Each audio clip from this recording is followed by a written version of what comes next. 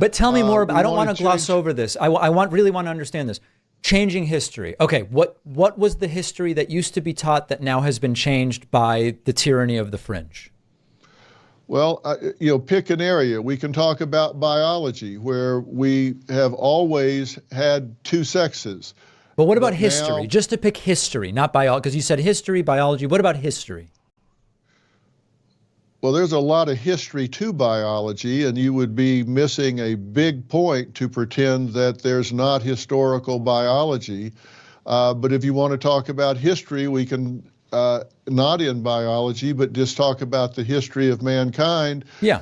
We've got areas where they don't want to talk about slavery. We had one a group of people that wanted to start describing slavery in history books as involuntary relocation.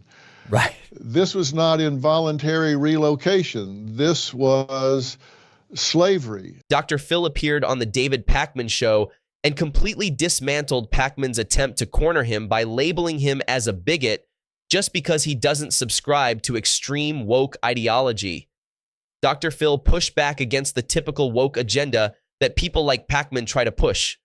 Let's dive into this clip where David Pakman confronts Dr. Phil, and Dr. Phil responds by tearing apart his arguments. Let's check it out. You know, I'm very interested to speak to you today because in preparation for our interview, I've been watching some of the Fox News appearances, looking at the book, etc. I never really saw you as a guy who delved into political issues per se. You seem more willing, interested, and I must say maybe more conservative than I thought you were. Is that a fair assessment? Not at all. Okay. Because I am so not political, you can't even believe it. And I'll tell you why. I know nothing about politics. And, and I know why you say that. It sounds like it. Right. I talk about these things as cultural issues from a psychological, psychosocial standpoint, how they affect families and people. And they do overlap with some of the things that politicians talk about, but they talk about it from a political standpoint, funding standpoint, how they can get this bill or that bill through. Couldn't care less.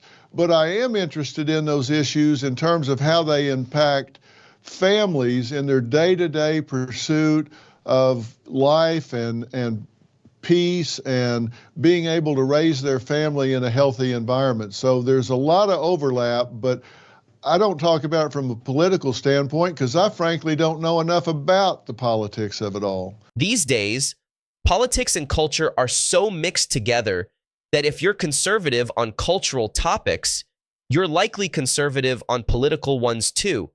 But being conservative isn't a political party. Republican is the political party that shares many conservative values. Conservative is more of a cultural label. What do you think? Let me know in the comments. I see conservative as a cultural term more than a political one. I don't think Dr. Phil really answered the question here. A lot of people are afraid to be labeled as conservative because in today's world, especially if you want to stay in good standing with the mainstream media, being called conservative is like getting a target on your back. I get why he'd avoid that label, but when you look at the other side and what you have to do to not be called conservative nowadays, basically, you have to be extremely woke. Anyone who isn't far left, like David Pakman, gets labeled conservative. Dr. Phil is definitely a conservative, at least culturally. That's I'm just willing to admit that. I'm just willing to admit it. I don't think a lot of other people know either. I'm just willing to admit it. I don't want to make this like, famously there's this story of literary critics were talking about the symbolism in Ray Bradbury's Fahrenheit 451, and he would tell them, that's not at all what I meant. And so I don't want to make this where I tell you about how political all the stuff you say is, but the reason why I say it is a lot of the language in the book and when you talk about issues like immigration and culture and others, it seems as though it alludes to going back to the good old days, individual decisions in the style that many Republicans now talk about with regard to schooling and parenting, et cetera. But you're saying it's just not the case. No, and that doesn't mean that there aren't politicians on both sides of the aisle that talk about these issues. But if you really think about raising a family in America, whether it's now or 50 years ago or 20 years down the road, we still have to keep our eye on what I think are core issues in America. And I think the backbone of America is the family unit. I really think that if we have strong families, if we have strong family values, and I think that our families in America, as you've heard me say and read me say, are under attack. And I think some of those attacks are unintended consequences of technology, for example. But these are things that, whether politicians talked about them or not, if they tried to legislate about them or not, I would still be talking about. So give some examples of that. What are some of the attacks facing families? Well, I think about 08, 09, we had what I think has been the biggest change to human life since the Industrial Revolution. I think before the Industrial Revolution, we were a very agricultural civilization, right? People worked on the farms. We grew what we needed. But then we became mechanized, and I think back then we were 95% agricultural. Now we're 1% agricultural. Why? Because everything is so mechanized and people move to the cities and all. Well, the biggest thing that's happened since then, in my opinion, was the advent of the smartphone. The internet became so prolific. And I mean, think about it. We're walking around in 08, 09 with as much computing power in our hands with smartphones, laptops, iPads that we had when we did the moon shot. When we put a man on the moon, we didn't have as much computing power as we can hold in our hands as of 08, 09, and it changed everything. And people stopped being so involved with the reality of life and started getting involved in virtual life. And it's only gone more and more in that direction since that time. And also at that time, we started seeing the highest levels of anxiety, depression, and loneliness in young people since records were kept. And I'm with you on this changed. one. I'm with you on this one. Jonathan Haidt has studied and written about this extensively. You and I are aligned on this one. What about the ones that fall under what you call the tyranny of the fringe? Because I don't think the smartphone example falls under that category, right?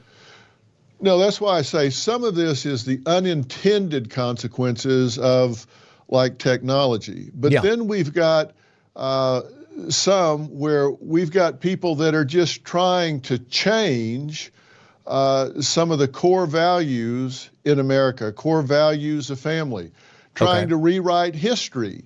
And we've got people that are coming in saying, well, we want to change history, we want to change what kids are being taught in history, we want to change biology, we want to change all of the things that we have for 100 years had empirical data to support. There's really only one side pushing for all these changes, right?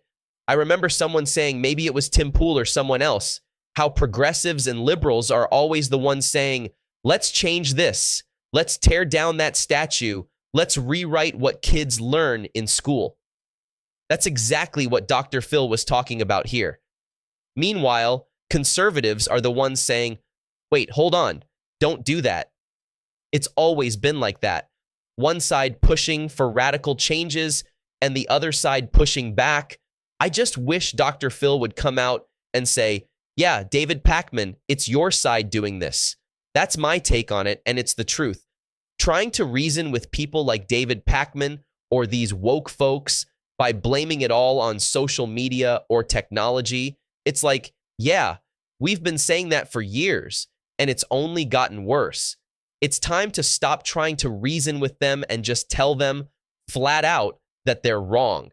If you're conservative, which nowadays just means you have a bit of common sense and aren't buying into the whole woke agenda, then it's time to lean into that. There's nothing wrong with being conservative. embrace it. But tell me more. I don't want to gloss change- over this. I really want to understand this. Changing history. Okay, what was the history that used to be taught that now has been changed by the tyranny of the fringe? Well, pick an area. We can talk about biology, where we have always had two sexes. But what about But history? now- Just to pick history, not biology, because you said history, biology. What about history? Well, there's a lot of history to biology, and you would be missing a big point to pretend that there's not historical biology. But if you want to talk about history, we can, not in biology, but just talk about the history of mankind. Yeah. We've got areas where they don't want to talk about slavery. We had one a group of people that wanted to start describing slavery in history books as involuntary relocation. Right. This was not involuntary relocation. This was slavery. And we've got people that are wanting to rename schools because people that were doing what were the mores and folkways of the times now would clearly be doing things against the law, certainly against mores and folkways, because they were slave owners at the time, are saying, well, now we have to tear down these statues, we have to rename these schools, and we don't want to teach about them. We have to learn from our mistakes as a society. We can't pretend those things didn't happen. They did happen. They were dark and ugly times in American history. We don't want to pretend those things weren't there. So let me see if I understand, crazy. because there's a bunch of stuff. So if I hear you correctly, you're not in agreement with those who want to minimize the tragedy and brutality of slavery, but you also want to keep the school names. If a school is named after a slave owner, you're also okay with that because it will remind us and we will learn from it. Am I understanding that correctly? I think you're oversimplifying what I'm saying. What Okay. I'm saying is, if you're wanting to change American history to pretend that these people did not exist, and you want to measure them by today's yardstick rather than the yardstick at the time, that's what is referred to as presentism. And that's like saying, okay, you're going to drive through a neighborhood and the speed limit is 20. And you drive through that neighborhood doing 20, and then they come along and say, you know what, we're going to change the speed limit to 10, and we're going to give you a ticket for speeding when the speed limit was 20. It's now 10, but you weren't speeding when you were doing 20, but now it's 10. We're going to give you a retroactive ticket for doing what was acceptable at the time. That's called presentism. We're going to take what was done back at the time, pull it up into the current time, and condemn you for not knowing what was going to be acceptable 200 years later than when you did it. And I think that is really narcissistic and arrogant and rewriting history instead of letting people learn from the mistakes that were made in America and that we need to learn from so we don't make those mistakes again. Dr. Phil did a great job of explaining everything without making it political, while still pointing out that wokeness is just ridiculous. Did you catch how David Pakman tried to keep pushing his fringe ideas, even after Dr. Phil already explained that wasn't what he was talking about? It's like, no, dude, you need to let that go. And then the whole argument about there being no difference in biology, we've got decades of studies showing clear differences between men and women, brain size, bone density, cardiovascular systems, hormones, and so much more. Dr. Phil is 100% right. There are real proven differences. The idea that you can judge people from the past based on today's woke standards is just nuts. It's like when they dig through old tweets and suddenly you're labeled a racist or something else crazy because of something you said years ago. That's what the far left does, and it's just getting out of control. Dr. Phil did an awesome job of laying this all out, while David Pakman kept trying to make it more political than it needed to be. Dr. Phil is just talking about basic common sense stuff. You don't need a fancy degree to understand that. The best part is, Dr. Phil stays neutral. He's not playing sides, just staying professional. This woke nonsense is hurting families, hurting people, and it's bad for society. We need to stop it. Let me know in the comments what you thought of Dr. Phil's response to David Pakman. Thanks for watching. Don't forget to like, subscribe, and I'll catch you in the next one.